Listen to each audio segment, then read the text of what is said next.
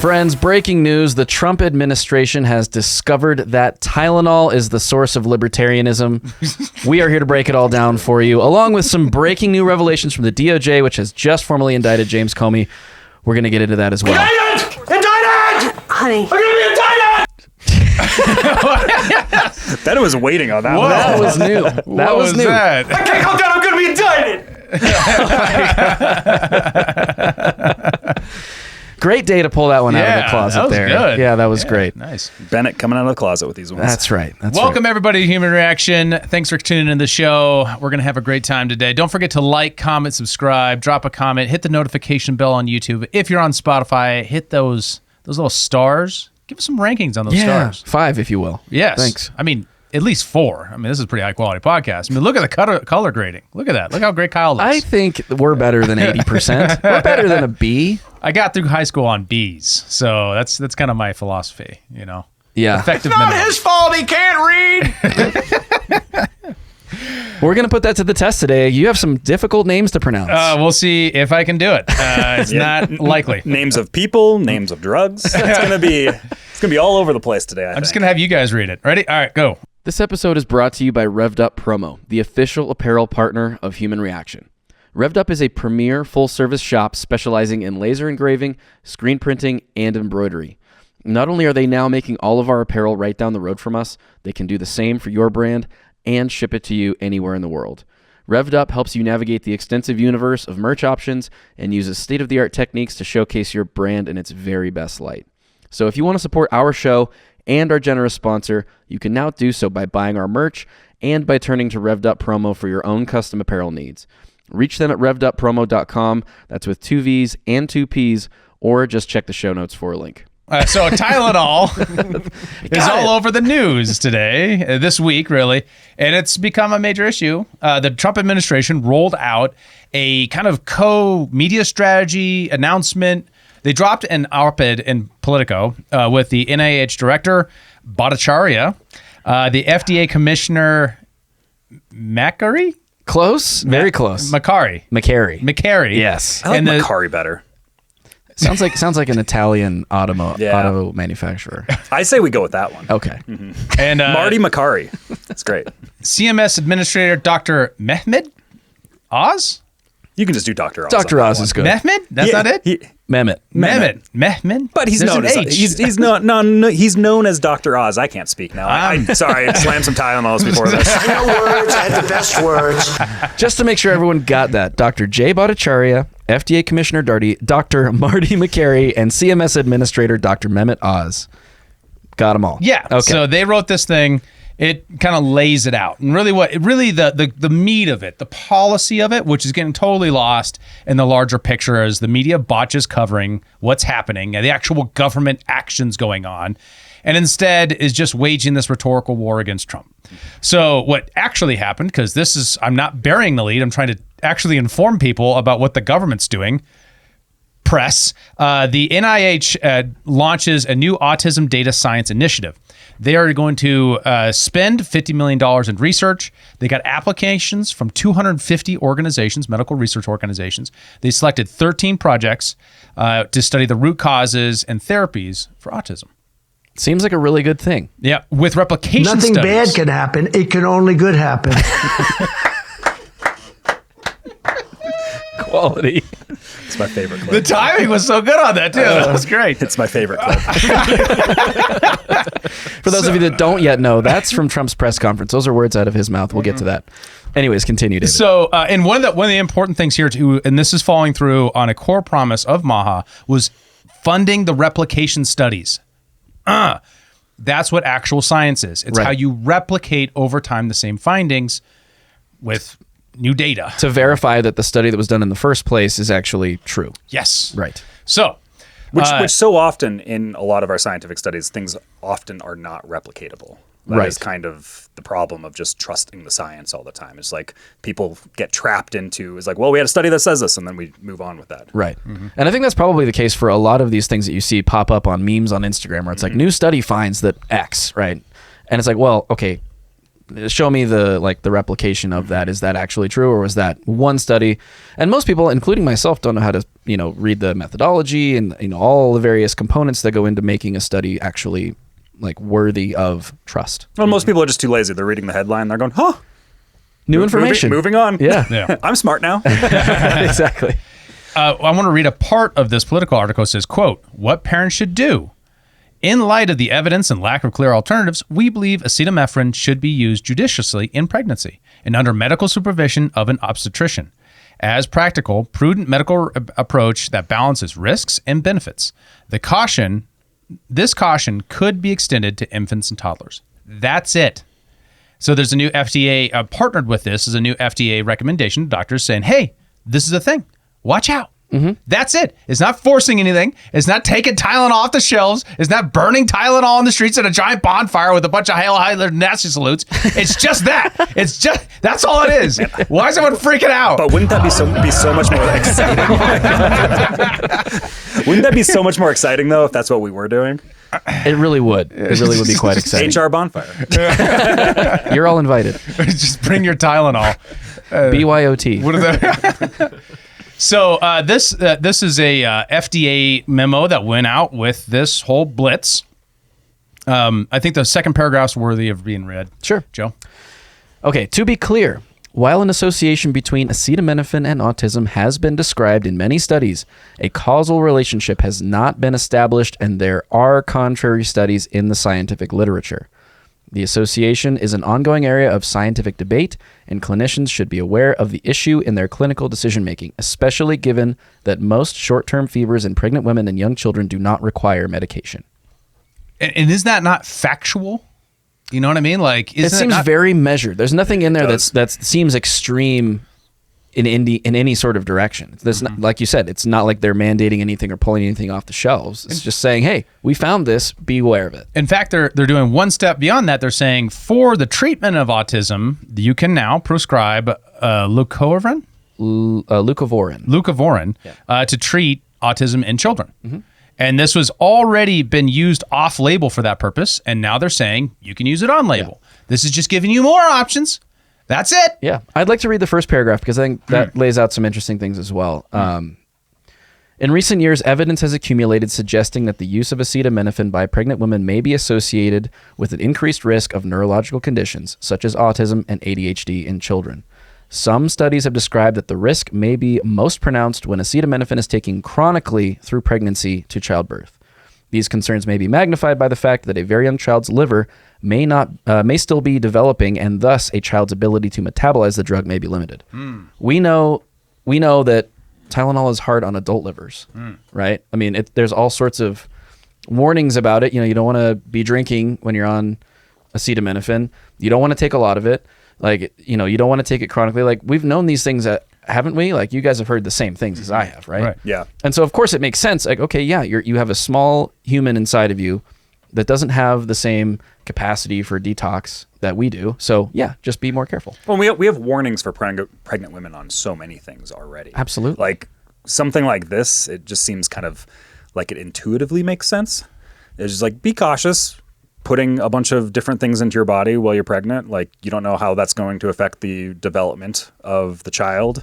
And, in the same way that you don't want to just go get drunk when you're pregnant with a child, there's problems that occur. Otherwise, you get Greta Thunberg. How dare you? Dude. That's more of a Tylenol case. Hear me out, right? Hear me out. Look at a fetal alcohol child face and look at Greta and you're like, Okay. All right. I might be doing a Candace thing right now, but it checks. Right? It just checks. You look at it, you're like, ugh. It seems like a Tylenol face to me, but Tylenol.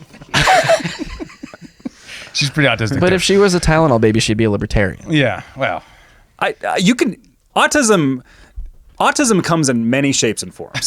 So there's sort of a spectrum between There's a political authoritarianism and libertarianism, and then Tylenol this way, and it's sort of like, you could be an authoritarian Tylenol autist, or you could be a libertarian Tylenol autist. It's sort of like the 4 quadrants of Tylenol. Yeah, really. I think it's more about like the extremes, where you lie on the extremes of the 4 quadrants of the political spectrum. Right. It's more of an extremist drug, really, when you think about it that way. That's true. You're very extremely into trains, Yeah. or the Civil War, or the climate in some cases. Yeah. Let's carry on. Anyways, so alongside this, there was a press conference, as always, in the White House. And Good Morning America covered it. And I want to cover this first, then we're going to go back and see what actually happened, because I think the way this is framed and how they go about it really demonstrate the media misdirection and what happens in the corporate press that is turns so many people off and makes it so destructive. Tylenol. Don't take it if you just can't. I mean, it's fight like hell not to take it. There's a strong response this morning from major medical groups that are taking issue with the White House's announcement tying autism to women using Tylenol during pregnancy. First, effective immediately, the FDA will be notifying physicians that the use of let's see how we say that. Acetaminophen. I know words. I have the best words. Is that okay? Just like David, for real. Which is basically commonly known as Tylenol, during pregnancy can be associated with a very increased risk of autism. So taking Tylenol is not good. President Trump's messaging came with his health secretary, RFK Jr., by his side, who has long shared provably wrong theories about what causes autism. They are strongly recommending that women limit Tylenol use during pregnancy unless medically necessary. That's, for instance, in cases of extremely high fever, that you feel you can't tough it out, you can't do it. I guess there's that. It's a small number of cases, I think. This morning, major medical organizations are disagreeing with the president, saying that acetaminophen is safe for pregnant women and that the drug is important because untreated fevers can end pregnancies. Wait, look at this real quick. Nothing bad can happen. It can only good happen. The very last one in that list, did you guys see that? Autism speaks. Autism speaks. Do they, though? What the fuck? Like, the Autism Science Foundation? Like, why? Why? There are studies that suggest this is true. They're not lying about that. Why? Well, it's also they're what do they have to gain they're by framing doing it poorly on here right now. Like I forget exactly what he said, but I feel like he very much like the narrator here very much misrepresented what Trump had said there. Like Trump, The news? would the news do that? But because Trump was saying there that. Like there are extreme cases where you might need to use it, like super high fevers and stuff like that. And like the way that he narrated over top of this, maybe just like pull back, like when it goes. It's a small number of cases, I think. This morning, major medical organizations are disagreeing with the president, saying that acetaminophen is safe for pregnant women and that the drug is important because untreated fevers can end pregnancies. Because like You didn't say don't do it. yeah, because like Trump is saying that might be the case where you want to use it actually, be like in extreme fever. Right. And the actual act, as we read earlier, it's about the chronic use of these things. Don't take it for a month, idiot. Like, that's what they're talking about. And don't just like pop them like candy. Like, because a lot of people do that. You can OD on only 4 grams. Yeah. It does not take much. Apparently, I discovered. Yeah, and there are unconfirmed reports of women now on X trying to fly in the face of Trump's new science or pseudoscience or whatever, taking large amounts or just taking Tylenol to excess, evidently, and ending up in the hospital because of it. Yeah. Now, again, not confirmed. These are just things we're seeing and hearing on X, so we don't really know. But it does check. It as checks. we will see, because there's a range of TDS out there that's definitely like, this is my form of protest. Mm-hmm. Well, and internet TikTok trends have led to people being in the hospital in the past. And dying. Yeah. Because of like... Is that what we're talking about? We're talking about Tide Pods? Tide plenty, Pods, that's one. The ice bucket challenge. I somebody forgot had about that. a front loader dump a whole bunch of ice on them, and it like totally broke their neck or whatever, and they died. Damn. Yeah, it's like that that type of stuff does occur. So people going and being like, well, this is the trendy thing to do. And they just start, and a lot of it might not even be in like defiance of Trump. Like people are just chasing trends, trying to get those TikTok views, right? Ugh. We would never. Yeah, okay, I'm going to mess with the life of my unborn child inside me by taking Tylenol. You know, it's just somebody like stuffed a pillow underneath their shirt just to do the video, and they're still going to the... And then went to urgent care, and then posted about it. Oh, okay. Yeah, right. The makers of Tylenol say that sound science clearly shows that taking acetaminophen does not cause autism. The president also claims that ingredients in vaccines and the close timing of childhood vaccinations could also be contributing to rising autism cases. The FDA commissioner standing by the White House's claims on Tylenol. Acetaminophen has been given willy-nilly way too frequently without any discussion of the potential risks to balance out those discussions about the potential benefit. But medical groups say that there have been dozens of large studies over the decades, and not one of them found that acetaminophen or vaccines cause autism. There was a study that was done in Sweden where they looked over a 25-year period at 2.5 million children to see whether or not Tylenol taken during pregnancy increased the risk of autism. And it didn't. And more importantly, they did it the right way because they did the so-called sibling control. So they looked at mothers who took Tylenol during one pregnancy but not another. So you could compare those two pregnancies. And again, it found that there was no relationship between taking Tylenol and developing autism. Yeah, so that does give you the impression that this is just Trump being a jerk, right? Just saying this for no reason. Absolutely. Right? There's no science that backs that. Certainly not. Right. Thanks for watching. This has been Human Reaction, and that's the news. Trust the science. We'll see you next week for Trust the Science, a Human Reaction podcast. And you notice that, the subtle switch in cause as opposed to correlate, right? Or what we actually use in science, meaning statistical relevant correlation with these things. And I think it's worth just, actually we'll skip this one. It's worth just noting that he ends, like Trump, when he talks about this during the press conference, he says, talk to your medical doctors. Mm-hmm. Like just do this, just knowing that this is relevant information to weigh the trade-offs. Mm-hmm.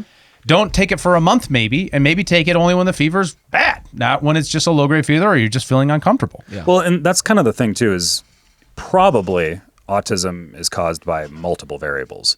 And this is one potential causation that exists there. But right now there's a correlation that we're seeing in some studies.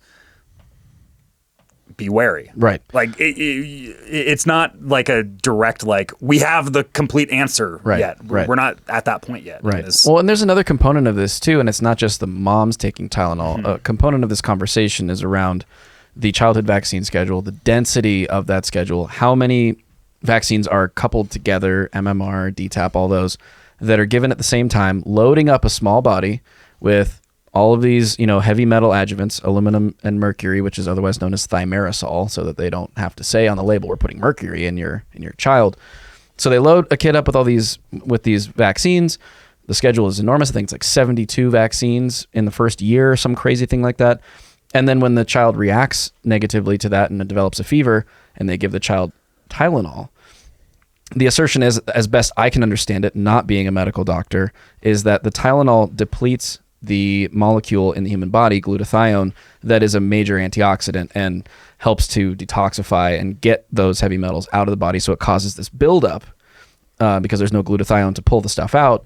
And then that's where you see kids who come out of the womb and have regular developmental schedules, and then all of a sudden go, completely off the rails and stop talking or walking or whatever stage that they're at. And so I think there's this other component too where, it's not just about the moms, it's about the cumulative effect, like you're saying. Right. And that's where Trump is kind of combining this. The other folks didn't talk about vaccines at all. Trump did. He did Trump that thing. He spent like a third of his time talking about Tylenol and the way that you saw it, including saying that the Amish don't have autism. Also, Cubans don't because they're too poor for Tylenol. Yeah, right. Just riffing, just weaving and riffing all the way through it.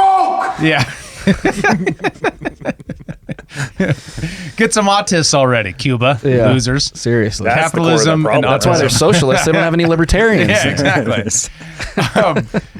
They can't understand markets without some Tylenol in their system. The graph, it goes like this. So Supply and demand. Ooh. So he goes on all this tangents, but then his overall picture, he's talking about uncoupling. He's talking about doing it slower. He's talking about delaying hepatitis B until, he said 12, until an older age, because, kids aren't sexually active, ideally. Yeah. So, like, Depends therefore, on what why are you community giving you're them talking about. Hep B? Wow. You know what I think this is setting up for, though? Because in his confirmation, RFK was made to promise, as we've talked about before, not to change anything about the vaccine schedule. But clearly he wants to study this in more depth and let the science dictate that, not his, personal views or quote unquote, or anything that might be perceived as him impressing his own views on public health. And I think this might be sort of a soft launch of more of that, more research into the vaccines as well. Whether or not, for PR reasons, they were trying to kind of keep that off the table and Trump just went for it anyways. I don't know. But this, starting with Tylenol as an early, signal within the autism research space, I think is probably a stepping stone to getting deeper into some of the vaccine stuff. Mm-hmm. I hope. Totally, yeah. I have to imagine. Well, they did.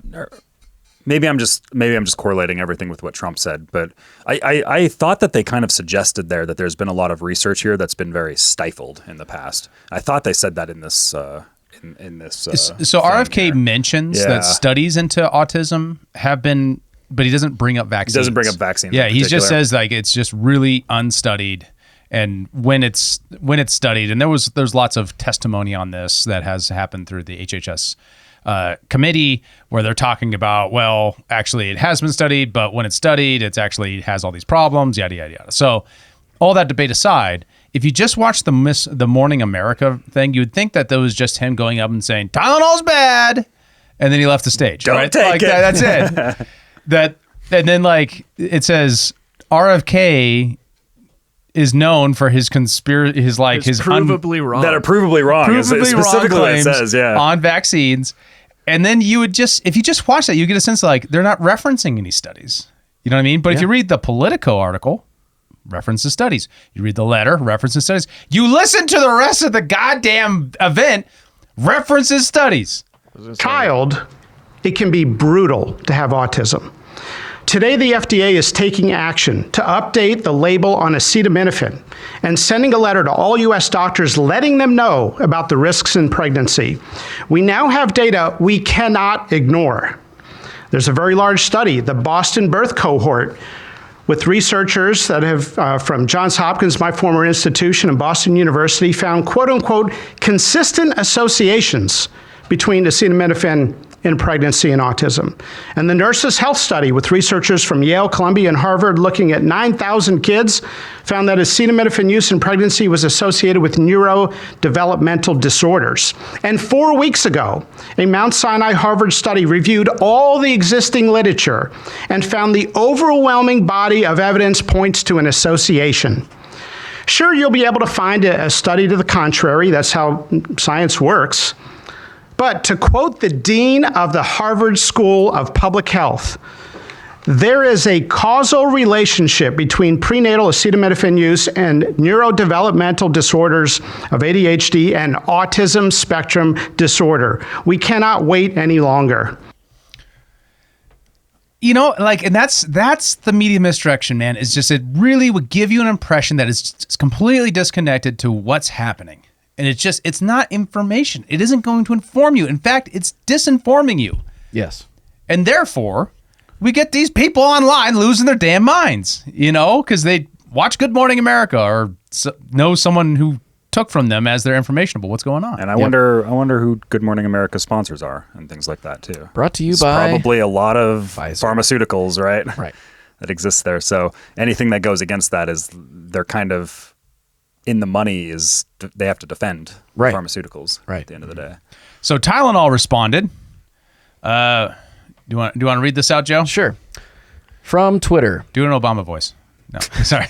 We stand with science. I can't do Obama. That's not what I've worked on. Do an RFK voice. No, I will not do that. We stand with science and we stand with you. For generations, families have trusted Tylenol when it matters most. Tylenol is one of the most studied medications in history and is safe when used as directed by expecting mothers, infants, and children. The facts remain unchanged. Over a decade of rigorous research endorsed by leading medical professionals confirm there is no credible evidence linking acetaminophen to autism. Acetaminophen is used worldwide as a first line of defense for pain relief and fever reduction at the recommendation of independent public health and leading medical professionals and in accordance with the product label. High fevers and pain are widely recognized as potential risks to a pregnancy if left untreated, especially in the first trimester. Remember to talk to your doctor. Sounds a lot like what Trump said. Talk to your doctor about the trade-offs in pregnancy. Yeah. What is the point of this press release? Why couldn't they just have said, yeah, we said this in 2017? Well, they said something slightly different in 2017, as a matter of fact. Well, and actually, I saw dozens of tweets coming from their official account telling people to probably not take Tylenol while pregnant. Right here from Tylenol, dated March 7th, 2017. We actually don't recommend using any of our products while pregnant. Thank you for taking the time to voice your concerns today. Thank you for your attention to this matter. Thank you for your attention to this matter. So they say literally in 2017, we actually don't recommend using any of our products while pregnant. And I saw probably about a dozen of these tweets that were a lot of them are replies too. Like, congratulations on your baby. Remember, don't take our yeah. You know, it's like that type of stuff. Whoa, okay. Yeah. So why the switch? Corporate culture? Is it just like they want a Jimmy Fallon experience? Kimmel? Yeah, Jimmy Kimmel experience, right? Where they're some asshat, and then now they're a free speech icon because Trump bullied them. You know, I mean, they want that experience. Is that what it is? Technically they're not. You know, there's like the spirit of what's going on here, but like technically, if I'm to like hyper left brain it, they're not saying anything about autism in these things. So like what they were saying before, referencing certain studies, is not a lie to them, right? Like that's kind of the angle that's being had here. Yeah, is safe when used as directed by expecting mothers, infants, and children. Yeah, and what it's saying is that Tylenol, because it's over the counter, can sometimes be used in a more long-term way. Right, or used on low risk fevers that don't bear any risks, so don't use it because there is trade-offs. But see, I think where it gets political here, though, is where they do say there is no credible evidence linking acetaminophen to autism. I mean, clearly there is, according to Dr. Marty McCary. Yeah, there's at least a correlation that exists there that's worthy of studying. And it's right? I mean, and it's more than just one study versus one study. This is the Harvard study that he's talking about, and what it's talking about is 46 previous published human studies worldwide. Quote, we found evidence of an association between exposure to acetaminophen during pregnancy and increased incidence of neurodevelopmental disorders in children. This association is strongest when acetaminophen is taken for 4 weeks or longer. That's the advice. Don't take unless you need to, and not for a long period of time. Mm-hmm. What is going on here? You know, other than like Trump derangement syndrome corporate version. I think that's what it is. I do think a lot of it is TDS, obviously, but there's also, I do think that people have this kind of weird,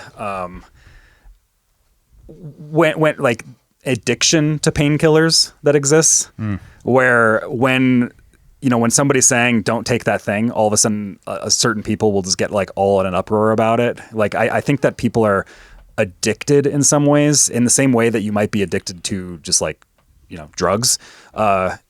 They kind of are addicted to like the numbness that it helps them feel in the moment. And so like when somebody's trying to claw that away from them, it's just like, there's that. Well, like, totally. It's like I want what I there. can't have, or if I'm afraid maybe that there's going to be some sort of like ban or prohibition on it. Like I want to have it even more. Like there's that human nature piece. I've seen the way that people will take like Tylenol and Advil, just like they're popping them like candy all the time. It's just like, oh yeah, it's like, dude, you just have a minor headache. Like, just drink some water. Exactly. You know what I mean? Take a nap, maybe. Yeah. Yeah. And the other thing too, like for hangovers, for example, like it's probably the worst time to take Tylenol, right? Or whatever. Yeah, you like, just drink a beer, man. Exactly. Just get back on the horse. Don't be a pussy. Well, you're numbing a problem that you should probably just be fixing with something very simple like water. Yeah. And that type of electrolytes. thing. Exactly. Yeah. I mean, and I think that is a product of our culture. Like, we've become so accustomed to being able to just put a pill on a symptom to Yes. make a thing go away, and not actually thinking about root causes of situations that we find ourselves in, particularly those that are actually like self-inflicted, like drinking too much and having a headache the next day. It's like, no, you earned that headache. Like, get through it. You know, you did this to yourself. Don't just numb it away with Tylenol and expect that it's not going to have consequences. So let's review some of the insanity, some of the TikToks from people taking Tylenol. Boy. Bennett, can we play our whimsical game show music for this part? I don't have that. We probably do have to mute the music. User. Throw it on in post. Yeah, but here's me, pregnant woman, taking a Tylenol because I believe in science and not someone who has no medical background. Oh yeah, ignore the 3 doctors on stage. Exactly. Or 2, I don't know. Yeah. Also, if I were her husband or baby daddy, I'd be fucking pissed. Yeah, right. Me popping Tylenol while pregnant, because what the fuck is the government going to do about it? Yeah, you're such a badass. So sassy So in rebellious. that Wow. cat print shirt and your Stanley. You're such a rebel. You probably don't do anything conventional. This one's we got to listen to. I love yeah. Joe judging the women's clothing again. Yeah, we got to Just bring like that old back. times. We got to bring that back. Where's Nikki Haley in all this? She's still wearing bathrobes? I don't know. It's a good question. Tylenol for my headache while pregnant because I don't take my medical advice from a man who doesn't have a degree in science, healthcare, or medicine, and who had a parasitic brain infection and was addicted to heroin for 14 years. Yeah, I'll trust my doctors who have their degree. Boom. Mic drop. Owned. Yeah. How dare he? I do wonder about the brainworm sometimes. Whenever you see them, do you think, brainworm? Like, who's talking right now? Is it you or the brainworm? You're the brain. It weasels its way into the brain and starts operating his mouth. It's like that black alien thing that guy found in Panama. Have you guys been following that at all? No. Oh man. Okay, it's been on the Discord. We've been posting about it in our conspiracy this is Discord a stuff. Total tangent, but there's this black thing. It's supposedly hitting a meteorite, and this guy like collected this little bit of ooze, and then it started growing into this large creature. No idea if it's real or fake. Probably fake, but nevertheless, maybe that's what RFK Jr. has. In his brain. maybe. And Tylenol is the cure for it, and so it wants everyone to stop taking Tylenol so it can spread. Whoa, dude. Yeah, think about it. Whoa. Think about it. All right. Jump into the Discord Conspiracy Talk channel and let us know your theories on that. Drop it in the comments below. RFK's an agent fighting against this. I like that. Yeah, he hasn't been a foreign agent for Israel this whole time. It's been the brainworm, actually, the whole time. The brainworm is a Zionist. No comment. I plead the fifth. All right, Yeah, so this is just her dancing and taking her Tylenol. yeah, with you her know belly that's out. really great for you. Yeah. I'm so Good. happy for I'm you. so happy. That's great. I'm so happy for Now you. there I was love one that for you. report. I love that for you. There was one report, and again, unconfirmed because all we've heard is from a nurse who was called by this woman's husband, who allegedly, in reaction to this press conference, took Tylenol, took too much, and is now dying of liver failure in the hospital. She's like 24 weeks pregnant, and like she is going to die. She's like brain dead, according to this story. So like, I would encourage everyone to just keep a level head about this, right? I don't think these people watch our show, Jeff. You know what? No, you out there watching this, you have a level head, but send this to someone who you think might not, and encourage them. Hey, don't do the exact opposite of Trump all the time, because what if Trump comes out next and says that breathing is good for you? Yeah. We're going to have a bunch of people fucking Asphyxiation. sticking their heads underwater The in the TikTok bathtub. no breath challenge. You heard it here first, folks. TDS, no breathing challenge. Do it on TikTok. I'm going to see what happens. No comment. I'm not part of this clip. This is how the right secures victory for decades to come, as we just get the left to do all these crazy TikTok Their challenges. counterculture no breath challenge. It's also how you go to prison in California and the UK. Oh, what's that? They have a new social media governance law Oh. in California now, and you're encouraging self-violence. Oh, you know what? I didn't Yeah. say that. Yeah. This is No, not, we were very specifically saying don't do it. This is Yeah. not financial advice. Do your own research. I'm covered, Talk right? to your doctor. Yeah, right. Talk to your doctor. All right, and we have the queen, if you will, TDS freakouts of the week. Pause. Everyone at home, turn this down. This woman is shrill. Yeah, I'll make sure. It's and I'm not saying that all women are shrill. I want to be very clear about that. But this You don't one in say particular. If you guys want to take away abortion rights, if you want to tell us that we can't take painkillers while pregnant because it causes autism, if you want to take all this shit away, take away my right to work. Take away my fucking right to have a fucking job. I don't want to work. I mean, am I the only one thinking like, be careful what you wish for? That seems like a pretty bold ask. Actually, sounds like a great idea. Well, wait till what she says next. I don't want to work. What's the worst part of that is like the first time she said that, I was like, you don't want to be able to leave a union? Like, because my policy brain was on, right to work. So I was like, right to work. What? Don't take away right to work? That is the most autistic. What a weird thing you've breach. ever said. I know. Yeah. Okay. You're welcome. There's a connection to trains too. I'll talk about it later. Okay? I don't care about women's suffrage, frankly, after everything else. Okay, What? I don't mean All it right, like that. doesn't You want a guys know what job, I'm doesn't saying. want to vote. If you're gonna take away anything, Neither do I. take away my right to work. I will gladly sit at home and make a fucking sandwich if it means I don't have to go outside in this public hellhole every single fucking day where everyone's a psycho MAGA. Great ad for Coastal Carolina University, by the way, as well.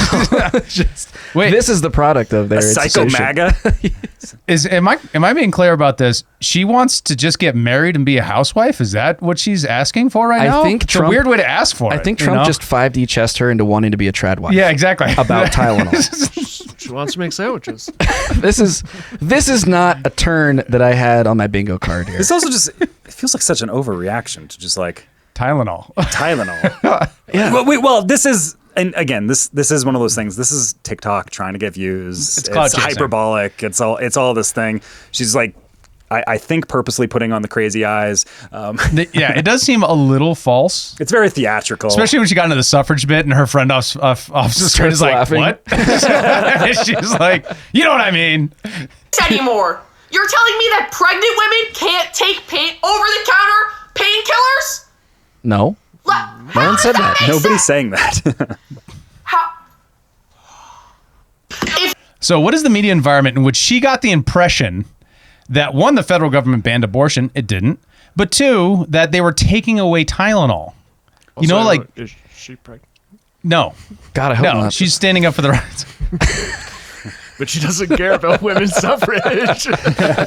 It might be a great way to start making sandwiches. Just saying.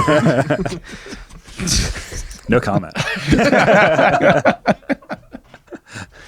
We are going to hear from the women in the Discord on this one. I think she really wants a MAGA husband. She wants to stay at home and, be provided for. Isn't that the trad life, I think this is actually... I don't think the liberal guys are offering that, No, I don't think they are. They definitely But what they are offering split is the bill Tylenol. on the first date. They're offering Tylenol. Yeah, right. But she has to buy her own Tylenol when she's dating a liberal. That's true. You got to split the cost. You got to split the bill Yeah, as a yeah, Tylenol. But then she takes Tylenol and then her kid comes out libertarian. What's she going to do then? I love children this. often rebel against their parents. We win on both sides of this. All roads lead to libertarians. Checkmate, bitches. I mean, with the growing autism rates, you'd think libertarians would be doing much better. Yeah, that's true. Yeah. No, but see, being smart about economics and foreign policy does not necessarily mean that you're effective. And this we know from the LP.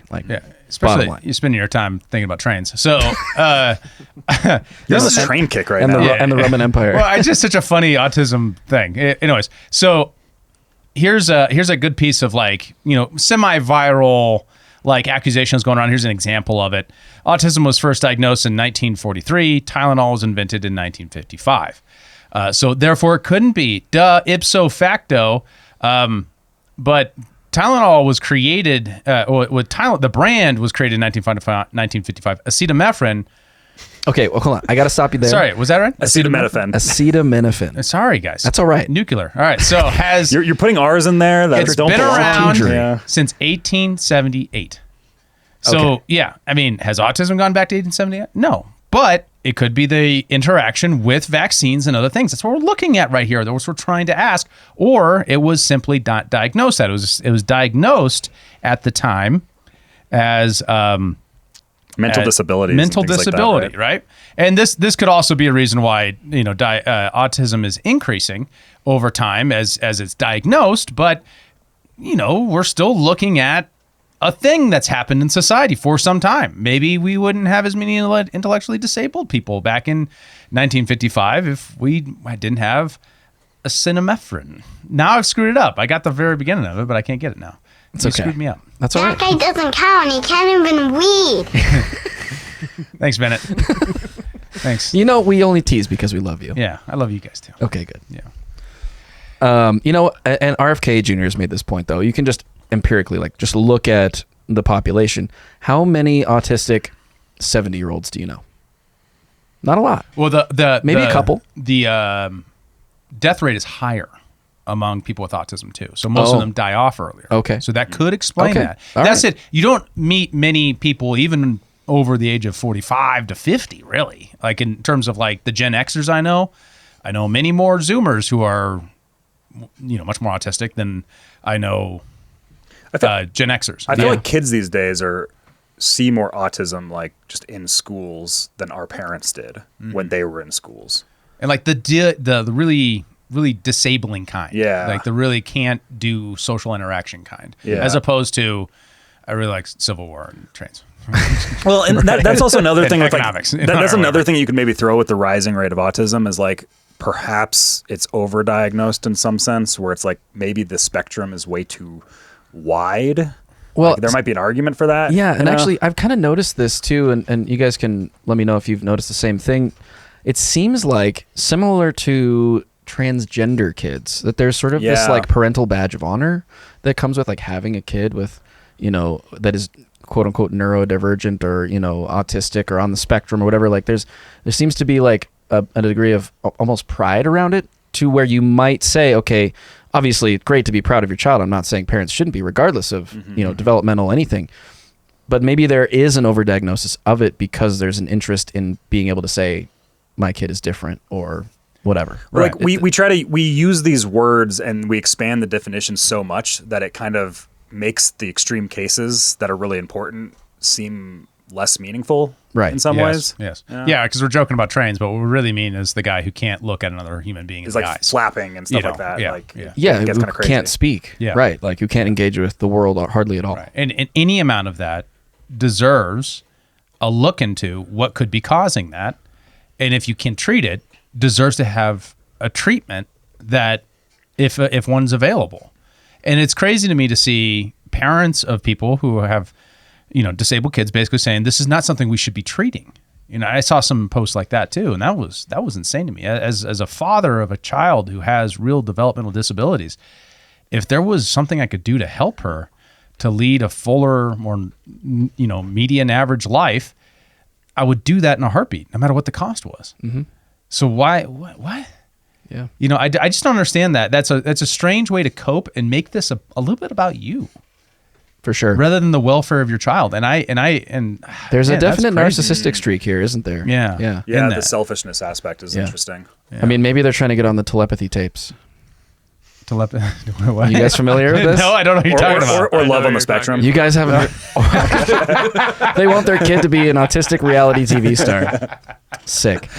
No. Have you guys not heard of the telepathy tapes? Yeah, I have. Oh, this is amazing. So it's actually very, very fascinating. This woman goes and interviews parents with kids who are severely autistic, but so amazingly capable mentally, in the sense that, and there's this very strange connection between mother and child, where the kid can know where she is, know what she's seeing through her eyes. She can draw a shape or write a word on a card, and he's in the other room, and they'll ask this kid, what's on the card, and he'll know exactly. It's fascinating. If you haven't listened to the telepathy tapes, I highly recommend. Did any of these look legit? Something you've seen before? I haven't looked at any clips on X, but if you go up, the pink one there on second down on the right, with Brett Weinstein. And final question, comment, recommendation is, I know you guys will probably think it's nuts, but please suspend your disbelief and check out the the Telepathy Tapes podcast. I really have to start from the beginning, though. There's stuff about animals in there, and I found it profoundly inspiring, thinking about how it might shine a light on how animals really communicate. It is ostensibly about communities of nonverbal autistic kids communicating, and it's amazing. I will say that I have had a couple of people recommend this hesitantly to me, saying, I was kind of blown away, but I'm not sure what you will think. And I've had a couple of people saying, I think you actually need to listen to it. I think you may find some very surprising things there. That's interesting. Brett's audience. It's absolutely fascinating. So, I mean, I would say definitely check it out. Here I am on a podcast, hawking another podcast, but just super fascinating and very interesting that they're, while we look at, maybe there's a deficiency in social skills. Some of these kids that are nonverbal, something about the changes that occur in the brain do something really profound that maybe taps into some deeper part of the brain or some other function of our human, intellect or in connection with other people that is completely foreign to our knowledge of what humans are capable of. Well, and this is, I suspect that this is a lot of the same type of stuff that the CIA was studying during the MK Ultra days, and probably are still, shilling out money to private groups to study these things too, where they were doing a lot of psychological experiments, experimenting with a lot of things that, physically, from our understanding, should be impossible, but they were very curious about those types of things when it came to telepathy, astral projection, that type of stuff. The Soviets were really interested in this type of stuff too, and they were kind of trying to outcompete each other on those things. And I suspect that this type of stuff would have been the things in that realm that they were trying to study. Right. Remote viewing and this sort of thing. Yeah. So the psychic phenomenon that the CIA was interested in has always been kind of man, I would like some further declassification on what was going on there. Because they were at the time, they were hiring Latin American paramilitary groups to kidnap people and induce trauma experiments on people to see how it affected their psyches and things like that. Wait. Yeah. Maybe autism is a deep state op to create more severely autistic people so they can, pull them into their programs and use them to see things. Maybe that's why all the studies have been shuffled away. They give you psychic powers. Yeah. Wow.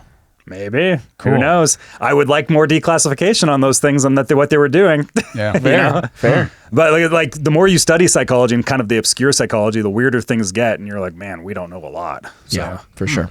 Interesting. So I have one last thought. I haven't seen anyone else really unpack this particular angle that seems to me to be very practical from the point of view of pregnancy. I've had a couple kids. So one of the things I've noticed is that there's a lot of dogma in pregnancy, especially around what to eat, what to do, what you can and can't do.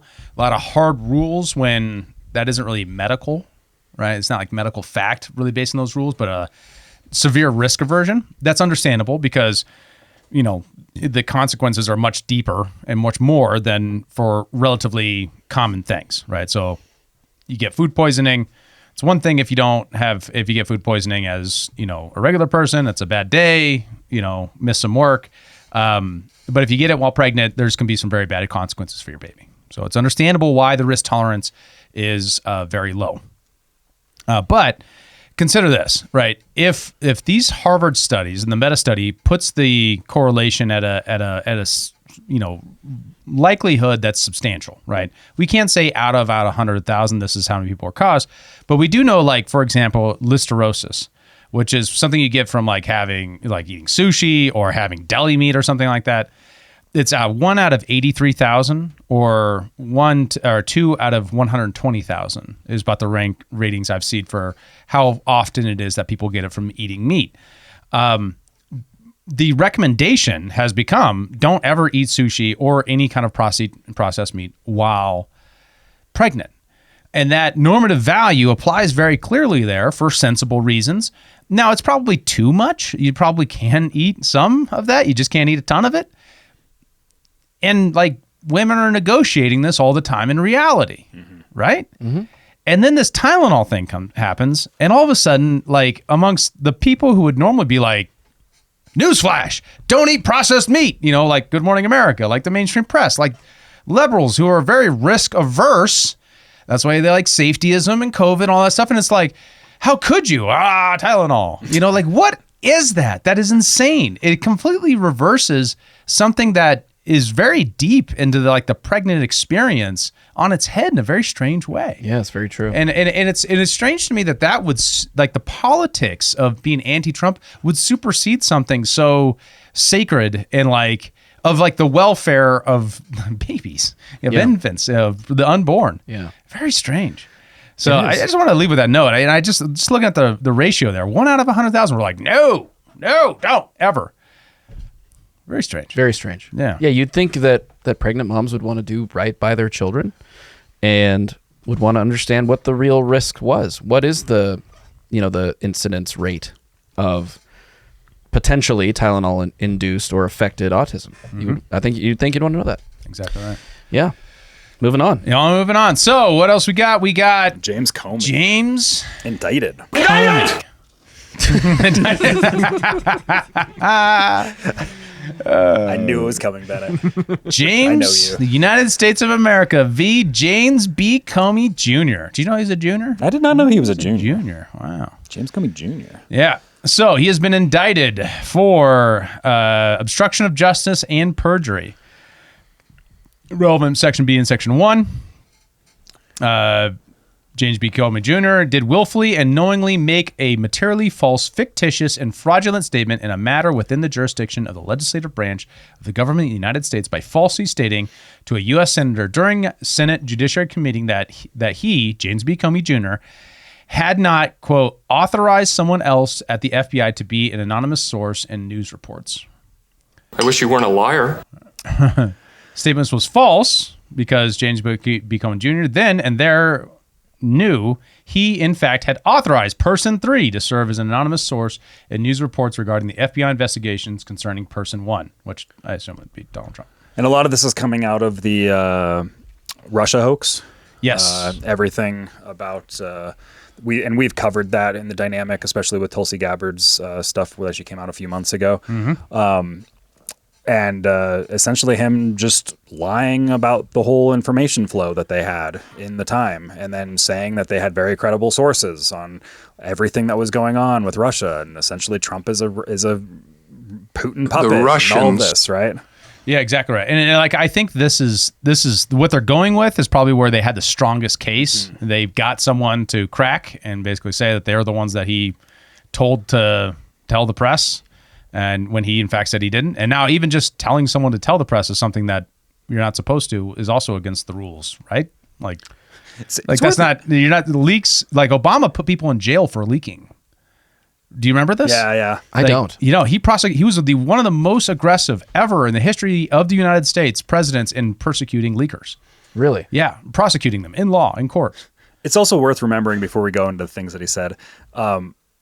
Comey is the guy that on Instagram put out the beach photo with the 8647. Yes. There, I was just happened to find this on my walk on the beach. Uh-huh. That whole thing just a few months ago too. Which actually, I had a friend recently just sent me a photo of he was walking in his street by his house, and somebody put an 8647 sticker on the stop sign. It was that's becoming much more of a rallying call. It seems a liberal dog whistle. Yeah, it's a liberal dog whistle. It's not really a dog whistle. Wanting to off the president is a liberal dog whistle, apparently. Well, 86 could be interpreted as get him out of office too, right? Doesn't necessarily mean kill. Well, that was the thing with this situation here, where a bunch of these guys, Comey and a few of the others, they're all kind of pretending. I didn't know what 86 meant. Yeah, have you never been in a dive bar, sir? Well. Or just a person that's dealt with, it's been your job dealing with crime and mafias and things like that. I knew it when I saw it. Yeah, strange. So here's some of other testimony that is proven very false by Tulsi Gabbard and what she's been able to reveal in the last few months. There should be no fuzz on this whatsoever. The Russians interfered in our election during the 2016 cycle. They did it with purpose. They did it with sophistication. They did it with overwhelming technical efforts. And it was an active measures campaign driven from the top of that government. Now you're full of shit today. Yeah, that's full of shit. It's far smaller than that. We have no evidence that anyone's brought forward that suggests that it was directed from the top. In fact, most of it is probably people trying to get boomers to click on links so that they can get ad revenue. That appears to be most of what it actually shook out to be. Well, according to Scott Horton in his book Provoked, he has a whole section on Russiagate, which is really enlightening because the amount of misdirection in that was huge. Well, according to Tulsi, there was some influence that was much more of just around sowing chaos.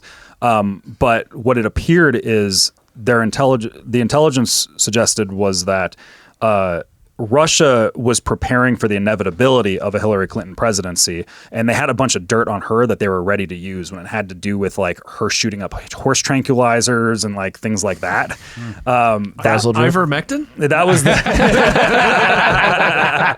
like, but it appeared that they were kind of hoping that Hillary Clinton was going to win because she was kind of like a known entity, unlike the Trump being this like unknown entity. And it's like, well, we have all this dirt on her, so she'll be much easier for us to deal with, and we can drop a bunch of news stories that kind of hinders her. That seemed to be what was happening at the time.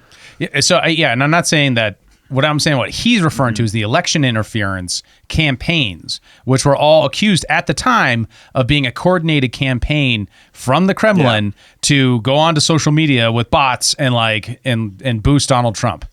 Well, and the actual, and that's kind of what I'm saying is the actual evidence is just that they were preparing for a Hillary Clinton presidency. Yes. And that they were prepared with intelligence on that. Yeah. There was none of this like election nearing shenanigans that we had to live with for 3-4 years at the time. And it's been a while. So remember that it was also at the time, it was Hillary Clinton saying that Donald Trump was an illegitimate president because Russia got him elected.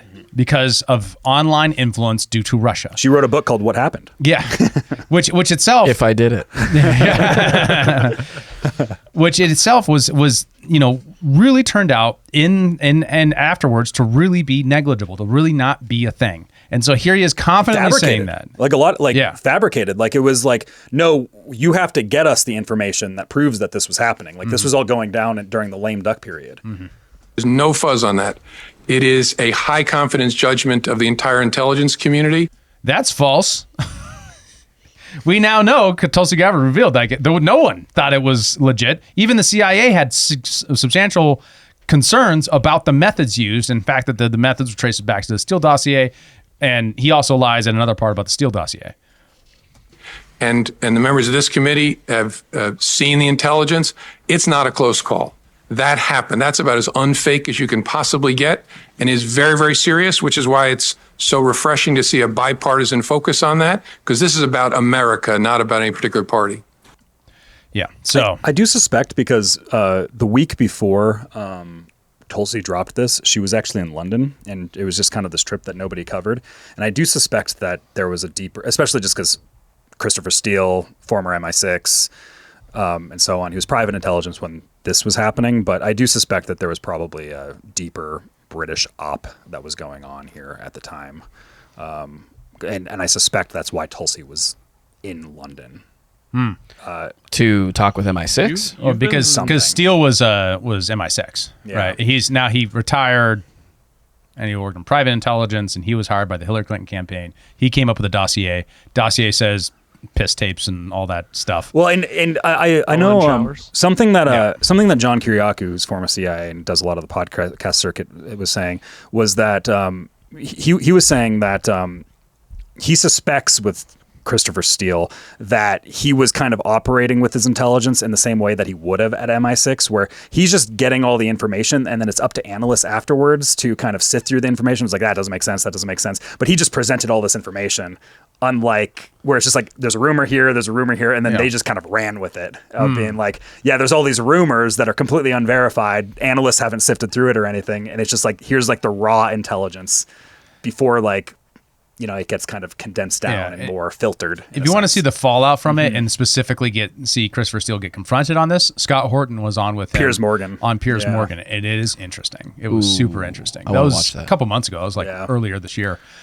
January or February or something like that. And it was real. Because, I don't know what the process is. Maybe Kiriakou's right about that, but it was an op by the Hillary Clinton campaign. And he gave them what they wanted, which was some tenable reason to create an investigation to undermine his presidency. It was a coup within the government. That's what it was. And the fact that 40% of the country just can't reconcile with that is ridiculous. Well, it's always annoying too with it, where one of the big things is everybody's just like, Trump asked for Russia's help on TV. like that's what always gets thrown out there, and you're just like, yeah, because that's how like spy work happens. It's just like, hey, Putin, pretty please, I'm on national television right now. Will you do that? Do this for me? It's like, because and if you just pull back the clip, Trump is so clearly just joking. It's just like, well, Putin, if you have anything, might as well see it. Like he's just joking about it. But like that's what people will point to, is just being like, see, he's so clearly his puppet. He's like, he's the dumbest spy ever. Or if that's the case. Bennett, play the clip. Nothing bad can happen. It can only good happen. I rest my case. Yeah.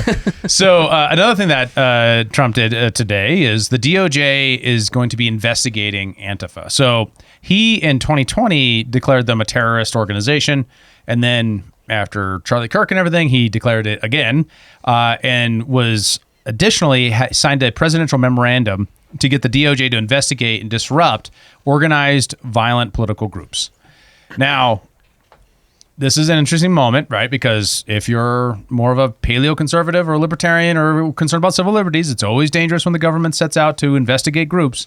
But to be clear, since my entire life, being a militia, being a right-winged organized group has been illegal. And if someone invites you to their party where they're shooting guns and they're talking about overthrowing the government, you don't go. Right? Because they're most likely feds. Yeah, well, or they're legit. At least 25% of them. Yeah. Governor Whitmore case, maybe 75% in that case. They were overindulgent on that one. They didn't have a lot going on. They sent a few extra guys. It was fine. Right, but my entire life has always been, that they might legitimately be militia, and if they are, don't do that, because there's been a prosecution consistently over time of when those people did anything violent or were shooting to or disrupted before they could was very consistent. There probably is a case for that, because organized political violence is a bad thing. The left wing has been doing this very consistently since 2016. And I'm sure it exists before then, but it was like more of a niche movement, but it's since kind of gone mainstream. Climate focused, right? Yeah, or going to the WTO or something like that and breaking shops in Seattle. Yeah, right? you had ELF, Earth Liberation Front. They would set stuff on fire and put nails in trees and kill loggers. And stuff. I mean, yeah. Remember Antifa on Trump's inauguration on Trump 1.0 in 2017? Antifa had like DC on fire at the time. Yeah. Right. Like that was, I think, the first time people really. Antifa became more of a publicly known name. If you were actively involved in politics, you probably dealt with Antifa, especially like if you're in the right wing, actively involved with politics, you probably had Antifa protesters show up at your stuff before. I have. And you probably knew more about them, but like in the 2016, 2015 lead up to the election, like you had Antifa shutting down college campuses, hitting people with bricks on college campuses, things like that. Like they've been violent. Yeah. Like this isn't like a new thing. Like it's pretty obvious that they're a domestic terrorist organization to me. Like that seems obvious to me. And organized for street violence specifically, right? So like the Proud Boys were obviously disrupted and prosecuted by the federal government because one of the things they had in their supposedly, I'm saying this was legit, but supposedly one of the things they had is in order to be a Proud Boy, at some point you had to have been in a fist fight. Right? That's Gavin McInnes being a macho guy, right? It wasn't early jokester stuff on the Proud Boy thing, on his radio show, and then it actually kind of became a thing as they showed up to oppose Antifa whenever they'd show up at a thing, right? This is the 2016 era, right? That action and putting the guy from Proud Boys in prison after J6 when he wasn't even at the Capitol, based upon his messages to the group, maybe deserved that, maybe not, whatever. I'm not trying to say that right now, but there was a clear prosecution of what was perceived to be a threat from the right wing. It was the same with Stuart Rhodes from Oath Keepers as well. Yeah. After J6. Yeah, I've never seen this on the left.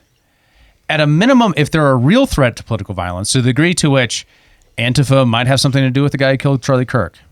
Antifa to the degree to which that trans shooter a while ago had some Antifa stuff. We don't know to what degree it was coordinated. We don't know to what degree it was like funded or whatever. But we don't know in part because it seems like they're perfectly fine with left-wing violence and not doing anything about right-wing violence. And maybe that's why right-wing violence shows up in the crime statistics when you look up right-wing violence versus left-wing violence far more, is because it's prosecuted more. Sure. Maybe not. People get bailed out and stuff. Like, remember, this is during the BLM Summer of Love time period. Like, Kamala Harris was actively involved in the time of getting all of these people out of jail and making sure that they didn't wind up in jail. And like, there was like large movements to like fight back against the government, and that they're prosecuting innocent black men who are like vandalizing city blocks. Yeah. Yeah. So it seems to me to be a step in actually making something, if we're going to make political violence the job of the federal government to disrupt, to keep from happening when it's organized and funded, it seems to me to be a thing that they should do on both sides.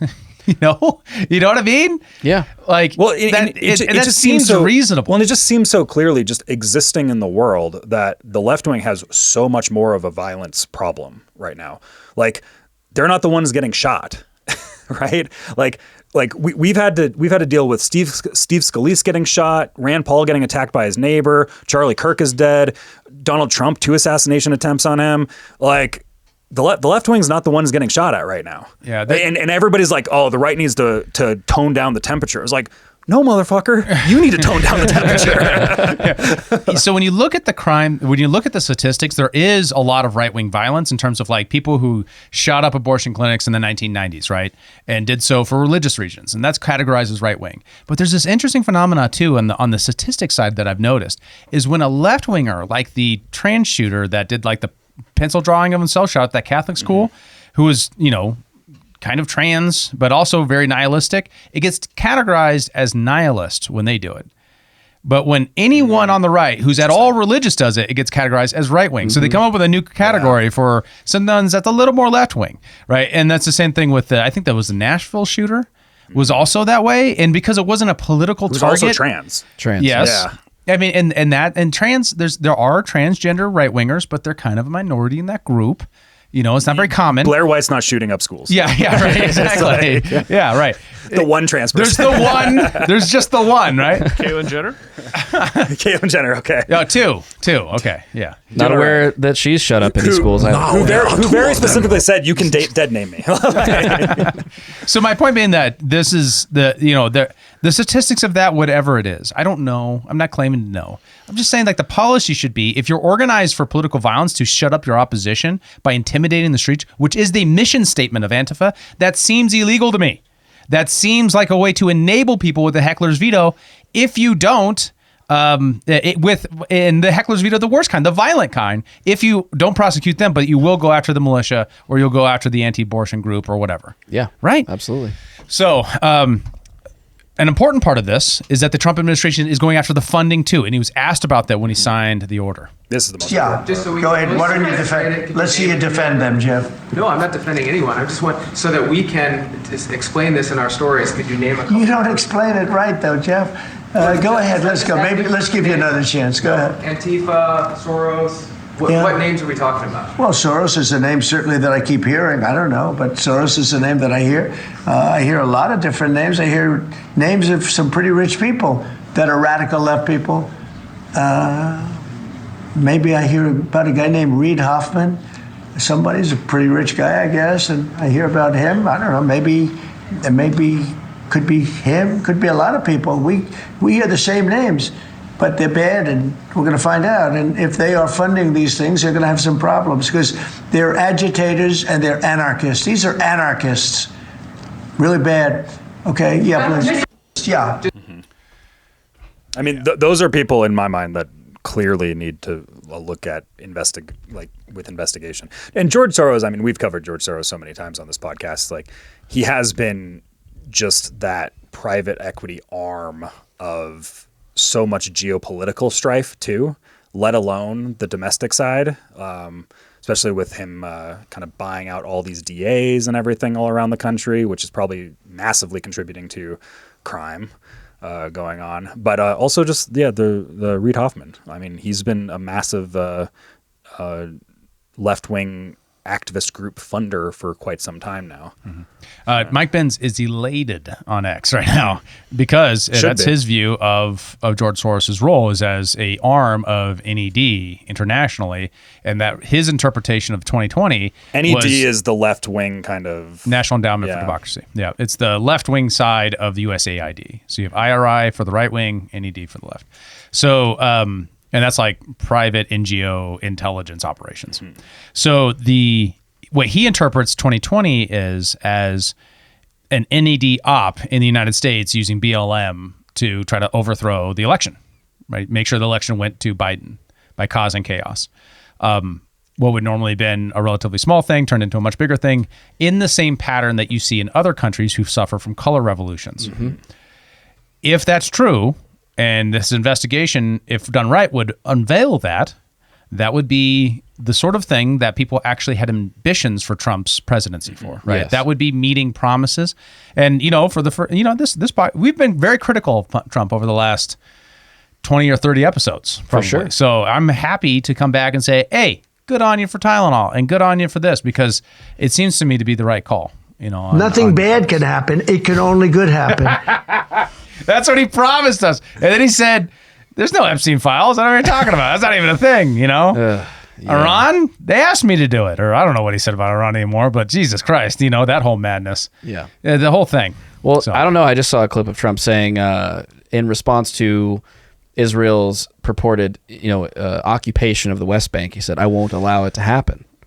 Interesting claim. I wish he wasn't a liar. Yeah, I know. I'm like, oh, well, that's quite a statement to make. So much of this stuff. What's BB think of that? So much of the stuff is just part of the negotiations, though. Like, it's the same thing with the Ukraine stuff. Is he's flip-flopped back and forth on Ukraine like 6 times. Yeah, now he's saying Ukraine can win. Yeah. But and you can say it's part of the negotiations, but now it just seems like duplicitous and like just lying. Well, when you're a third party in this, and both sides don't want to end the thing, like you can only do so much.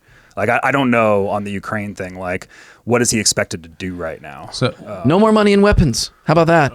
That's kind of what he says. Probably cause more problems. Actually, like you kind of got to ease them off, like sort of like Tylenol. You got to ease them off. So what the new arrangement will be something like we give money to Europe, and we give weapons to Europe, and Europe gives our weapons to Ukraine. But that's not solving the fucking problem. I know. But this is part of that. That's why it's rhetorical. No, but right? if you just lose it right now, Russia's taking everything on Ukraine.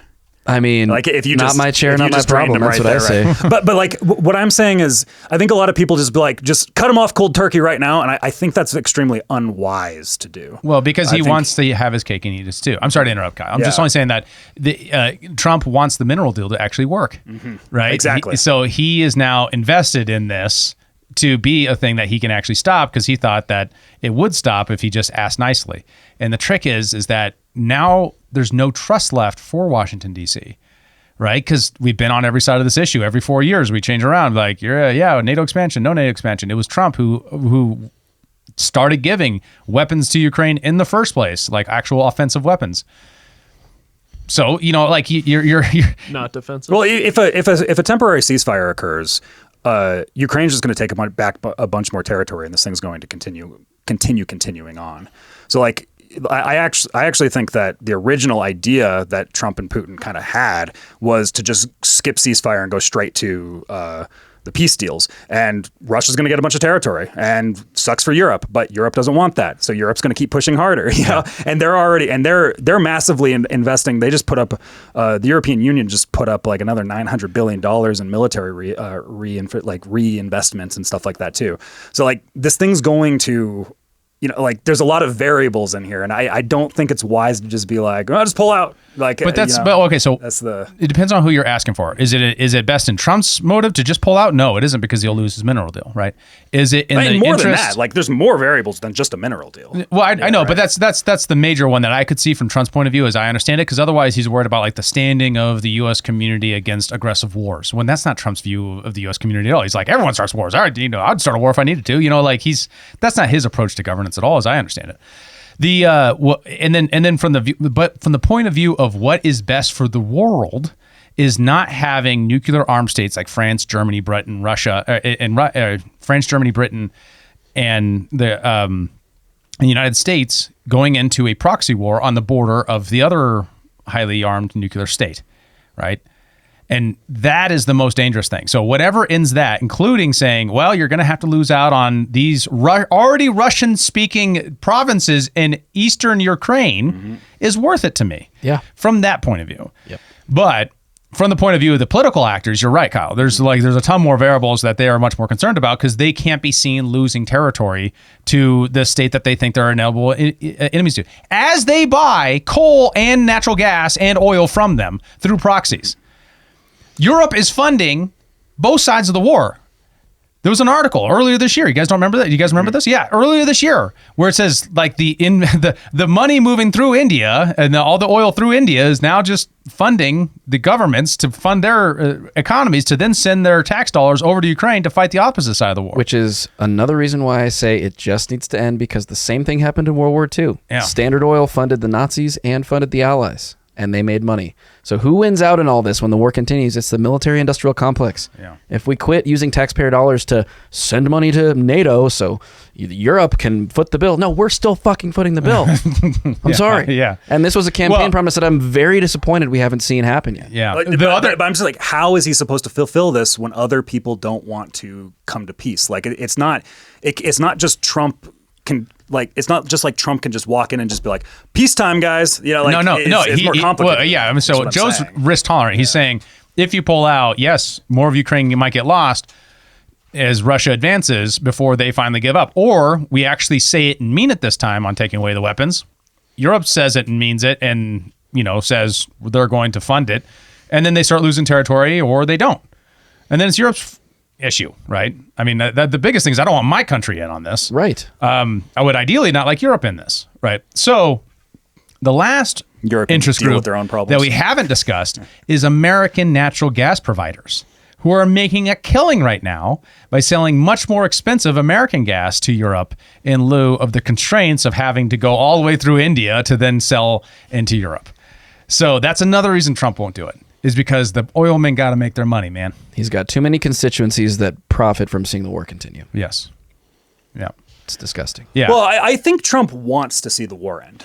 Like, there's nothing in what he's said that makes me think that that's not the case. Well, yeah, and I specifically mean it's maybe less so Trump, possibly, or it's just his rhetoric for the public, for the plebs like you and me to believe him, and maybe he's lying. Well, because I just looked on Twitter and all of a sudden it's just like, oh, we're at World War III, and it's like, no, we're not at World War III, guys. I'll tell you what that's about. Or there is.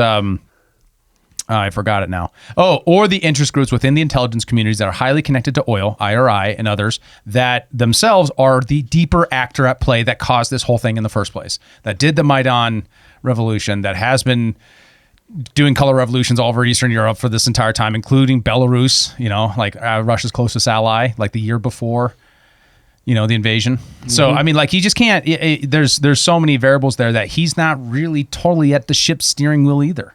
Mm-hmm. Right, because there's other forces. You can't be. That's like we've said before Trump was even elected. It was just like the president doesn't actually have that much power at the end of the day. Like, there's a lot of forces at work. 100%. And you got to balance a lot of things. And I think a lot of people put way too much emphasis on the president himself, no matter who it is. Like Biden. I mean, when Biden was elected, I think we all saw that the president doesn't have that much power. Actually, right. It was the auto pen that had I think a lot of people. There's a lot of variables. There's a lot of propaganda that you got to spew. And I think a bunch of libertarians are going to be upset that there's a bunch of propaganda you got to spew. But even in private companies, corporations got to spew propaganda too to get the things going.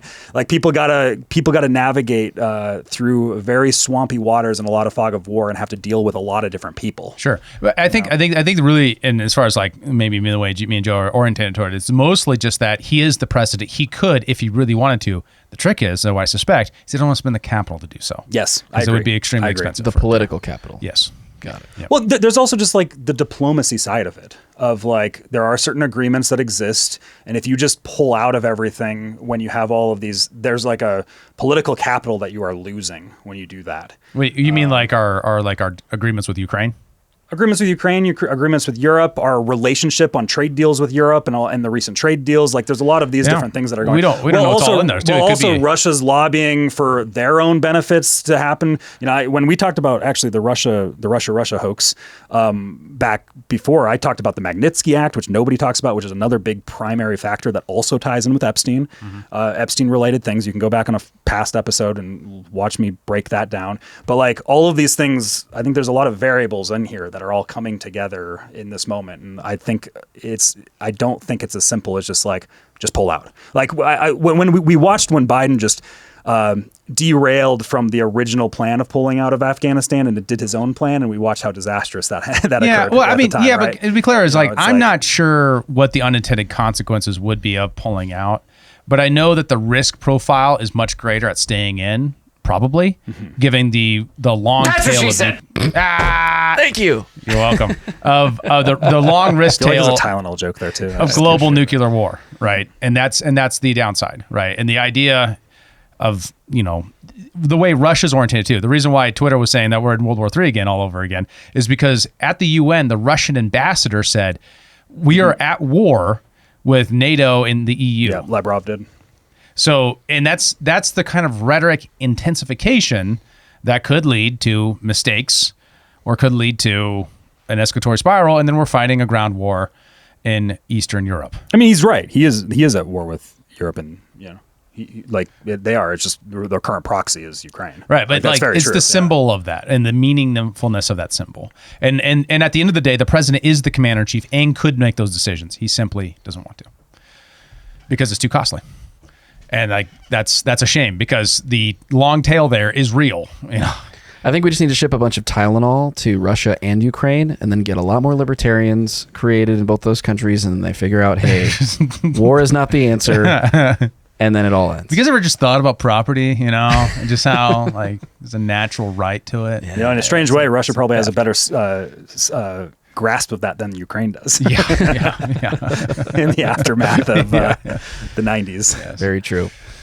All right. Well, gentlemen, great episode. Thank you so much for your time. Thank you for watching. If you have any thoughts on the episode, please drop us a comment on YouTube or on Spotify. We do check them both. And if you want to continue the conversation in greater detail, join the Discord. Link is in the description. For David Rand, for Kyle Mack, for Bennett, I'm Joe Sheehan, and we'll see you in the next episode. Thanks for tuning in to Human Reaction. Please be sure to like, follow, subscribe, and give us a review on your podcast platform of choice. And if you want to become a member and support the show financially, check out humanreactionpod.com. And remember, where's my Tylenol, Bennett?